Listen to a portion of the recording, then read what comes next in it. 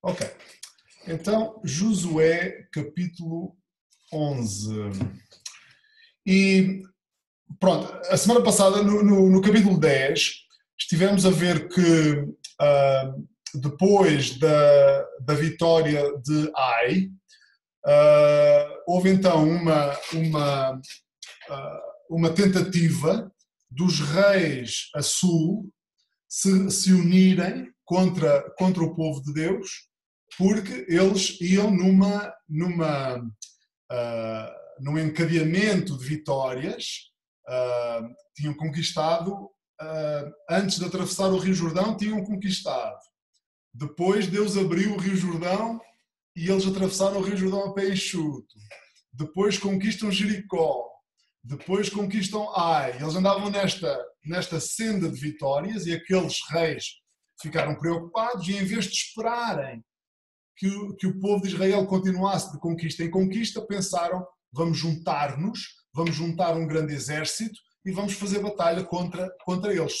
Somos mais e podemos mais se estivermos juntos. E assim fizeram. E no capítulo 10 vemos que eles foram derrotados, o que facilitou a conquista, porque como eles foram derrotados todos ao mesmo tempo, depois todo aquele território a sul, com pequenas seções, mas uma grande parte daquele território foi conquistado numa única assentada. Portanto, reparem que aquilo que o inimigo às vezes arma para fazer mal aos filhos de Deus, Deus consegue aproveitar no seu grande plano de redenção, no seu grande plano amoroso, e às vezes aquilo que a intenção é para fazer mal, Deus consegue virar aquilo para fazer bem.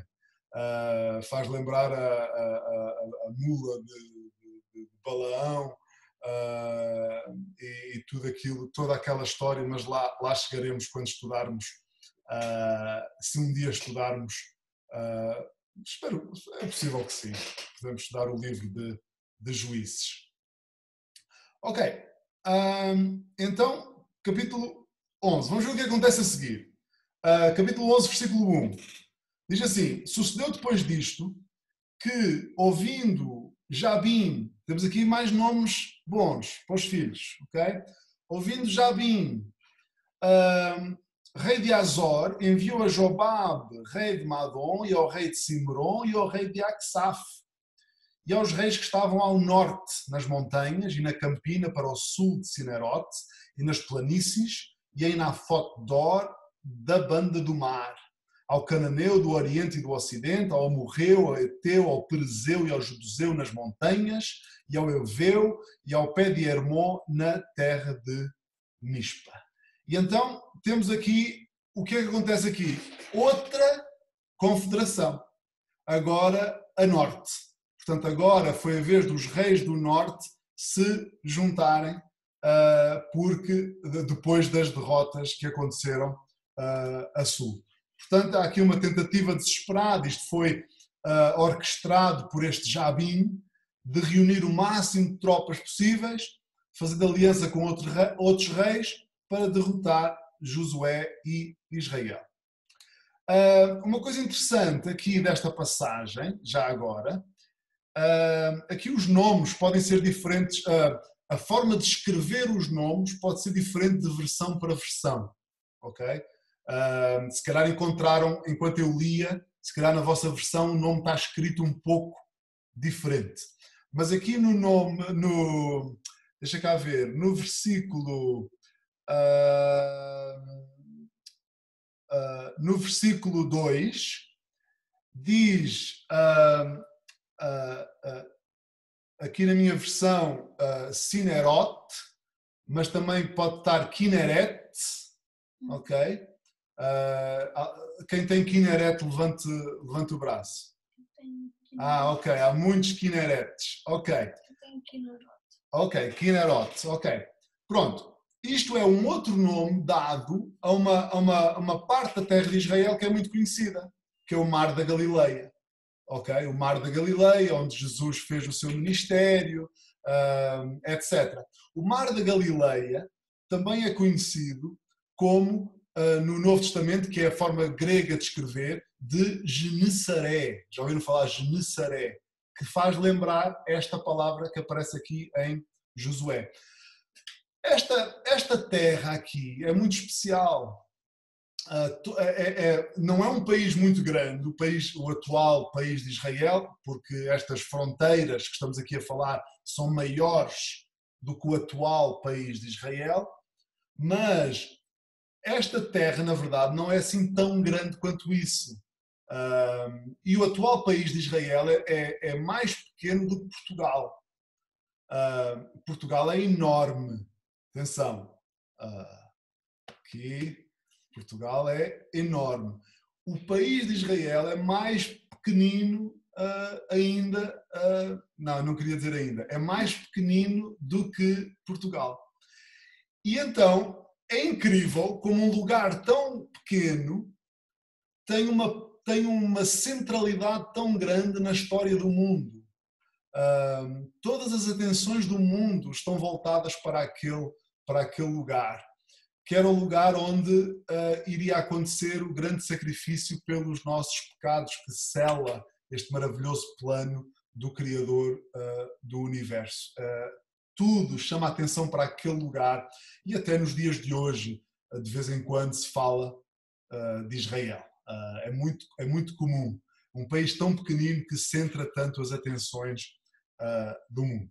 Muito bem, então, no versículo 4 e 5, o versículo 4 diz que eles saíram, os seus exércitos com eles, muito povo, e depois diz assim, como a areia que está na praia do mar em multidão, e muitíssimos cavalos e carros.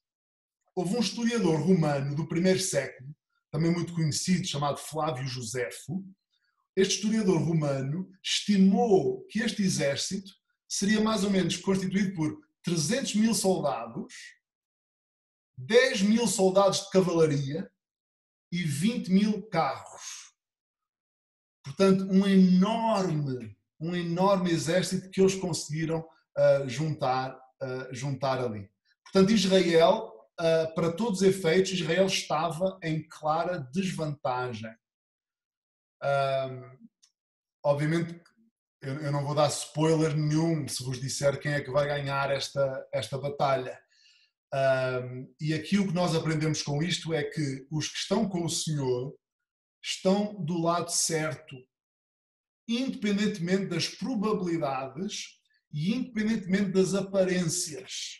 Os que estão com o Senhor, os que querem caminhar com Deus, os que querem fazer as coisas segundo a vontade de Deus, estamos do lado certo. Mesmo que do outro lado pareça haver uma multidão muito grande de pessoas que não nos entendem, de pessoas que nos chamem malucos, de pessoas que, etc. Quem está do lado do Senhor está sempre do lado certo da história. Ok, versículos 6 a 15, nós não vamos ler estas passagens todas, podem depois ler se ainda não o fizeram. Versículos 6 e 15, então é esta batalha. Versículo 6 é importante.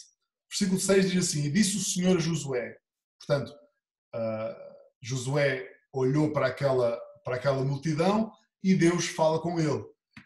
Não temas diante deles, porque amanhã, a esta mesma hora, eu os darei todos feridos diante dos filhos de... Espera aí, ok. Eu os darei todos feridos diante dos filhos de Israel. Os seus cavalos arretarás e os seus carros queimarás a fogo. Portanto, Deus fala com Josué, Deus dá-lhe um encorajamento, mas ao mesmo tempo que Deus dá-lhe o encorajamento, Deus também diz-lhe o que é que ele ia fazer. Deus dá instruções específicas.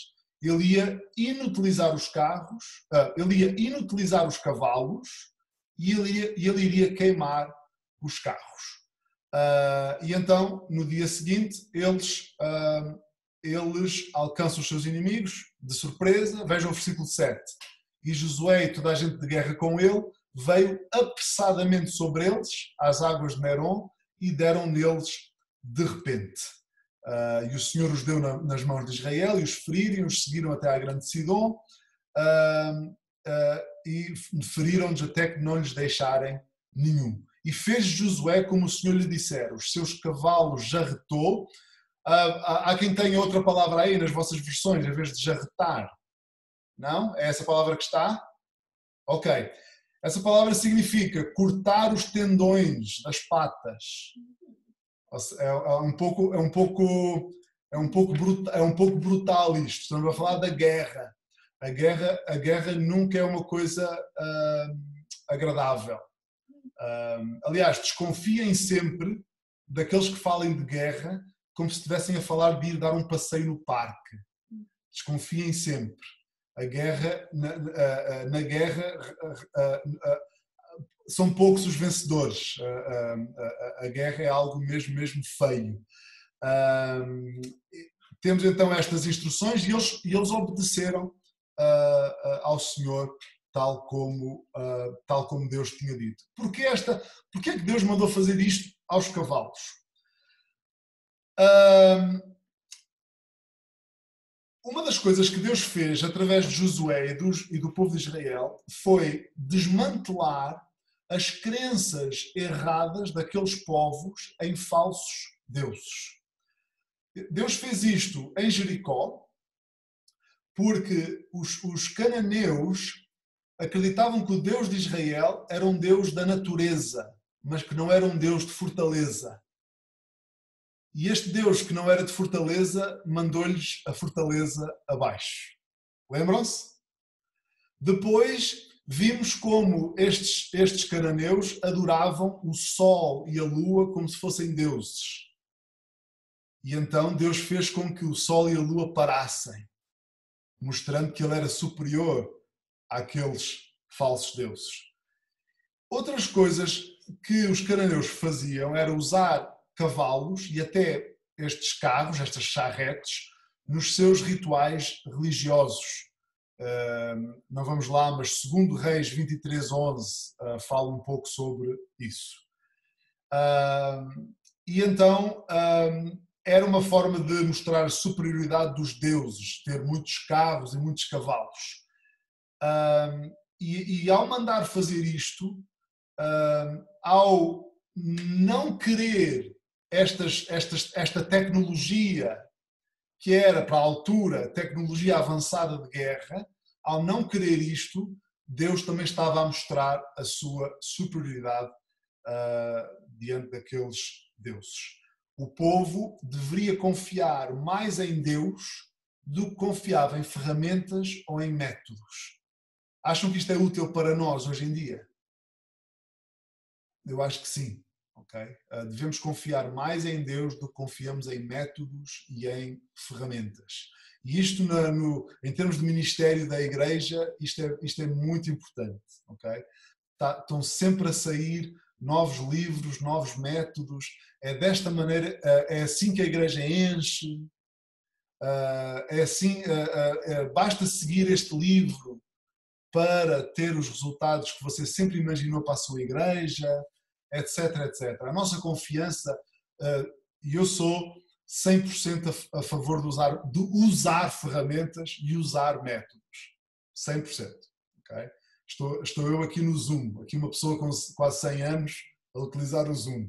Eu sou 100% a favor de usar ferramentas e usar métodos. E mantermos-nos atualizados e mantermos-nos a par dos desenvolvimentos, tudo bem.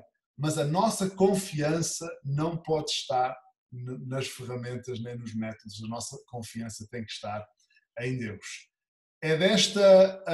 Esta passagem faz lembrar aquele Salmo 20, versículo 7, que muitos de vocês sabem de cor, Salmo 20, versículo 7, que é: uns confiam em carros e outros em cavalos, mas nós faremos menção do nome do Senhor nosso Deus.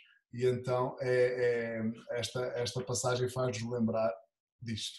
Ok, então depois deles derrotarem, vejam o que é que eles fazem depois, versículo 10. E naquele mesmo tempo tornou Josué e tomou a Azor e feriu a espada ao seu rei, porquanto a Azor de antes era a cabeça de todos estes reinos. Portanto, ele conquista esta grande vitória militar, depois volta para trás geograficamente para conquistar esta cidade, que era Esta cidade era nem mais nem menos do que a maior cidade da Palestina antiga. Tinha 80 hectares de área, comparados com os 3 hectares de Jericó. Ouviram o que eu disse? Jericó, a grande Jericó, tinha 3 hectares de área e esta cidade de Azor tinha 80. Era uma cidade imensa. Era a mais importante cidade da Palestina antiga. E aqui caiu num único dia, foi conquistada. E então Josué decidiu fazer desta cidade um exemplo. O versículo 11 diz que a cidade foi completamente destruída, queimada a fogo. E então ele queria que ficasse claro que a intenção de Israel não era adotar os costumes e a cultura daquela cidade. As grandes cidades, boa noite, irmão Anderson, as grandes cidades fascinam-nos. As grandes cidades fascinam-nos. Somos fascinados pelas grandes cidades.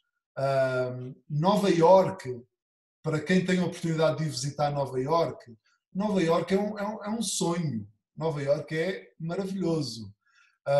O Rio de Janeiro, uma cidade maravilhosa. Eu até estou a pensar em fazer uma música a dizer cidade maravilhosa. Depois eu compartilho convosco.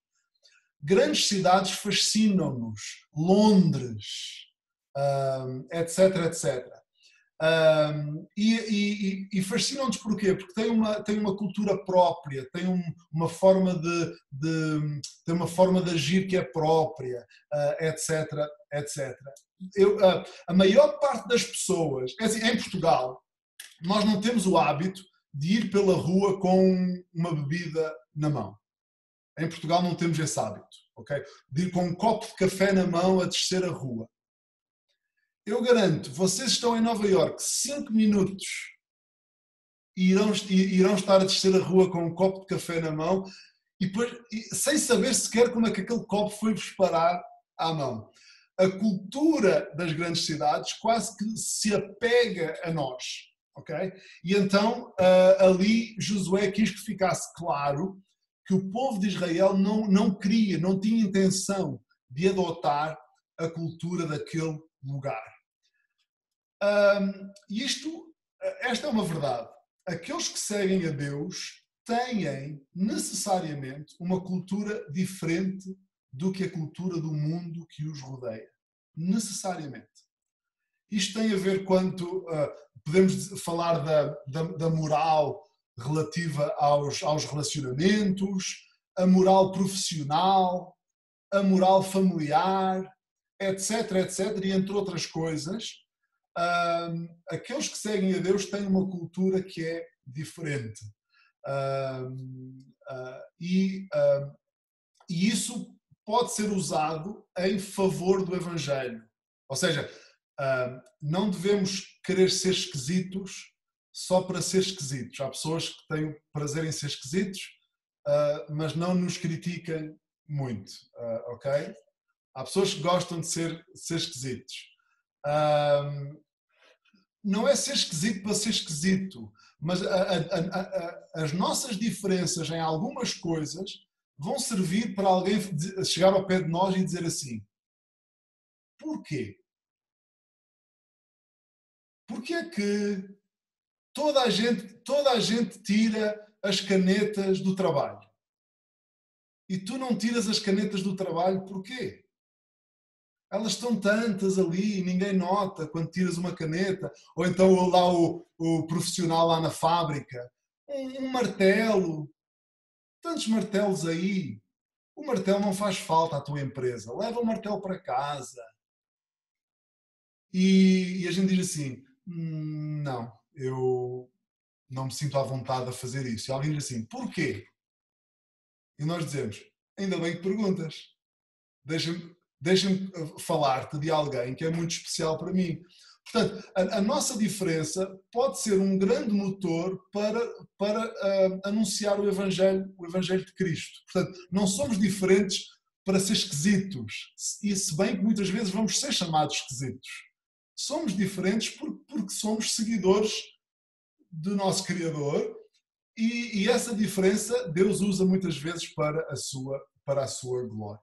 Ok, então versículo 15 diz-nos que tudo aquilo que Deus tinha dito a Moisés, Moisés tinha dito a Josué, tudo isso foi feito tal como o Senhor havia dito. Versículo 15. Como ordenara o Senhor a Moisés, seu servo, assim Moisés ordenou a Josué, e assim Josué o fez, nem uma só palavra tirou de tudo que o Senhor ordenara a Moisés. Ok? Portanto, Josué não precisou de inventar nada. Deus já tinha dado as instruções a Moisés, Moisés tinha passado essas instruções a Josué, Josué só teve que aplicar aquilo que recebeu. As igrejas de Cristo também fazem a mesma coisa. As igrejas não inventam mandamentos, as igrejas não inventam regras. As igrejas recebem um conjunto de ensinamentos e seguem esse conjunto de ensinamentos.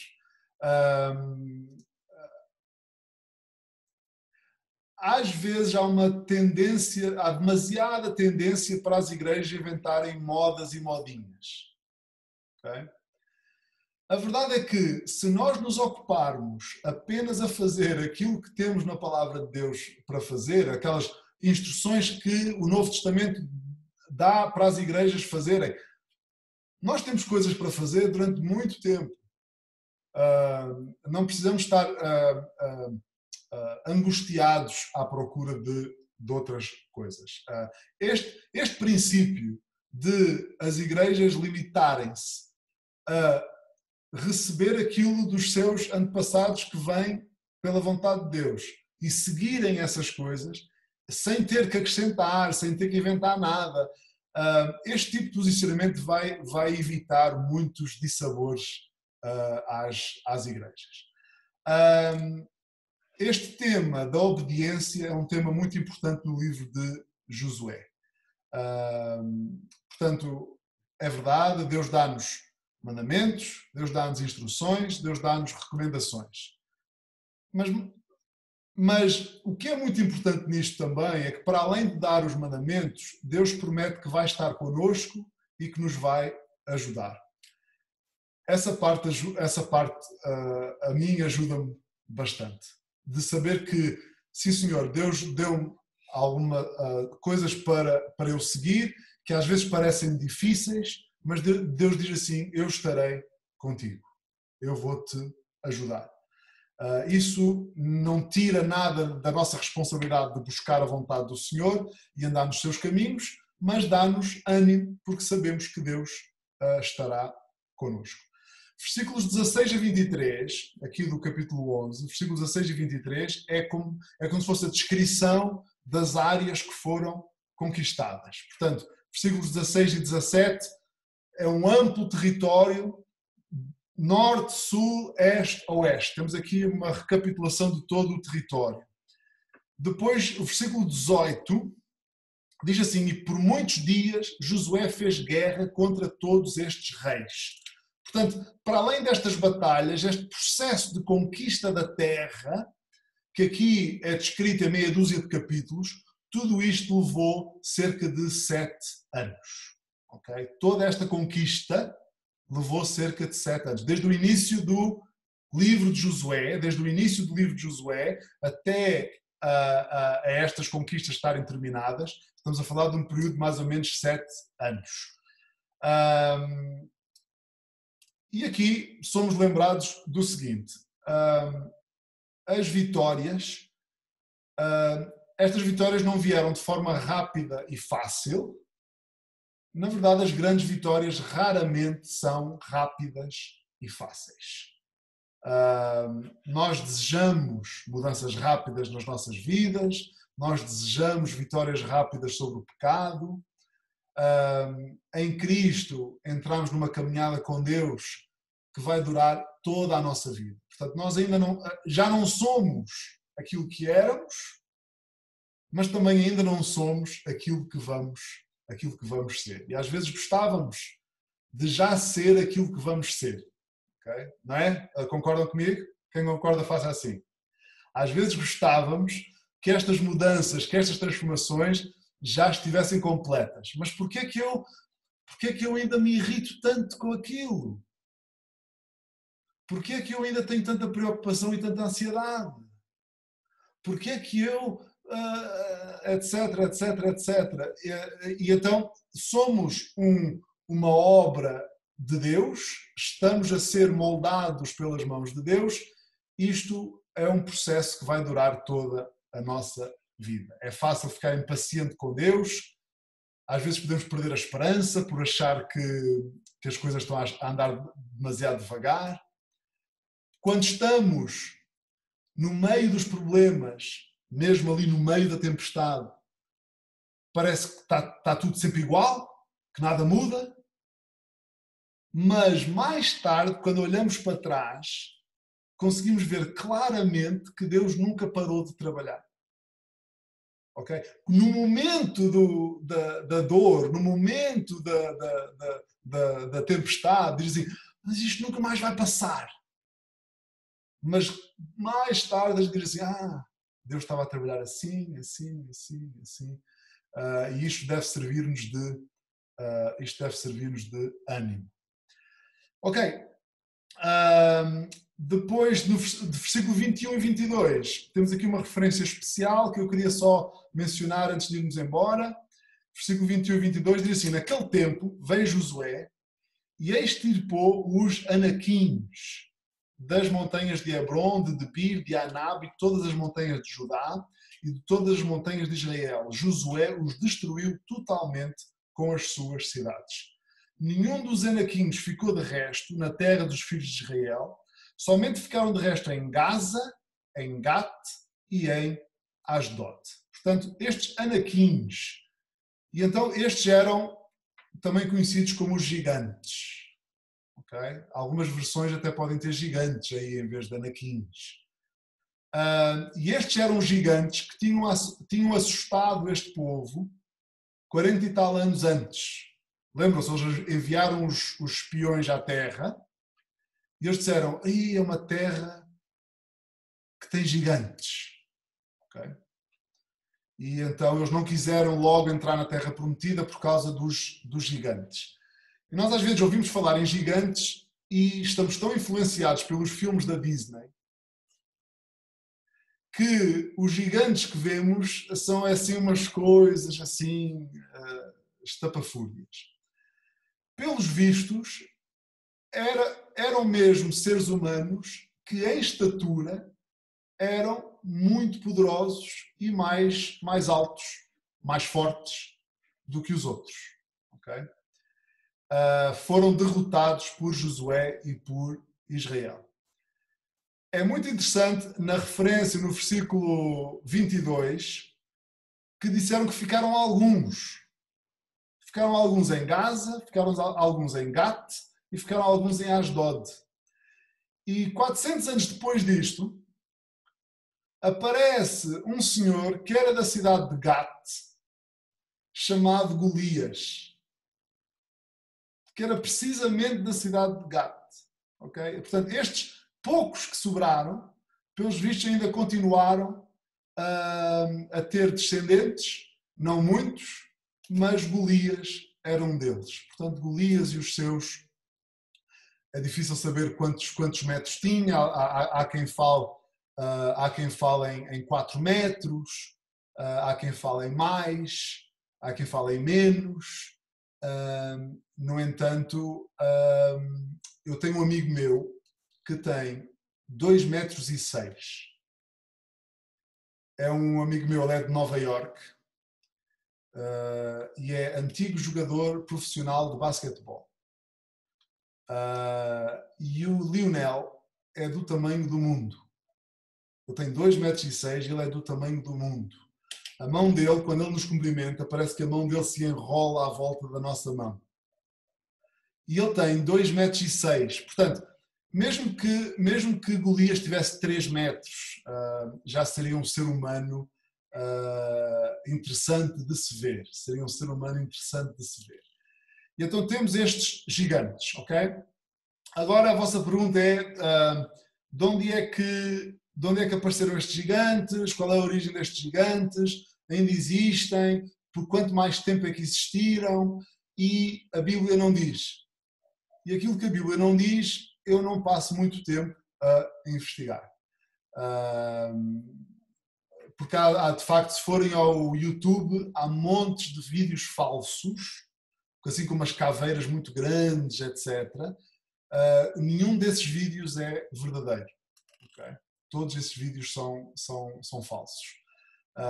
Não há nenhuma escavação arqueológica que tenha encontrado um crânio assim muito, muito grande. Eu sei que às vezes as pessoas partilham umas com as outras uns vídeos sobre estes assuntos, mas nenhum desses vídeos foi provado ainda que seja verdadeiro. No entanto, nada disto tira de força ao que eu estou a dizer. Existiam estes seres humanos assim. Há quem pense que estavam ligados com uma coisa que aconteceu em Gênesis capítulo 6. Podem depois ir lá investigar, início de Gênesis capítulo 6. Não sei se a Bíblia também não nos diz se estava ligado a isso ou não. Há quem pense que o diabo esteve ativamente por detrás do desenvolvimento desta raça de gigantes, como forma de tentar impedir a conquista da Terra Prometida, como forma de tentar impedir o nascimento do Salvador, que já estava anunciado que ia acontecer ali, e é uma possibilidade. O diabo está sempre a tentar impedir os planos de Deus. O que nós aprendemos aqui é que o diabo não consegue impedir os planos de Deus. E então temos então esta conquista dos gigantes. Os mesmos gigantes que tinham dado tanto medo antes, eles agora estavam tão próximos de Deus e tão animados pelas vitórias que eles nem pararam, continuaram a conquistar e derrotaram estes gigantes. Ok, versículo 23, é como se fosse um resumo de tudo o que aconteceu até aqui. Versículo 23 diz assim: assim Josué tomou toda esta terra, conforme a tudo o que o Senhor tinha dito a Moisés, e Josué a deu em herança aos filhos de Israel, conforme às suas divisões, conforme às suas tribos, e a terra repousou da guerra. Então temos aqui, até aqui é a conquista da terra. A partir daqui vamos ver sobre a divisão da terra. E então apesar de ainda haver coisas a conquistar, ao ter conquistado os principais centros de poder da terra, aos olhos daquelas pessoas é como se toda a terra tivesse sido conquistada. O mesmo acontece hoje em dia quando se conquista, muitas vezes, quando se conquista a capital de uma nação, mesmo que ainda haja rebeliões noutros lugares, as pessoas dizem que aquele país foi conquistado. E então, aqui quando diz que toda a terra foi conquistada, é um pouco nesta lógica. Okay? Paramos então aqui o estudo de hoje. Não, espera. Não é aqui.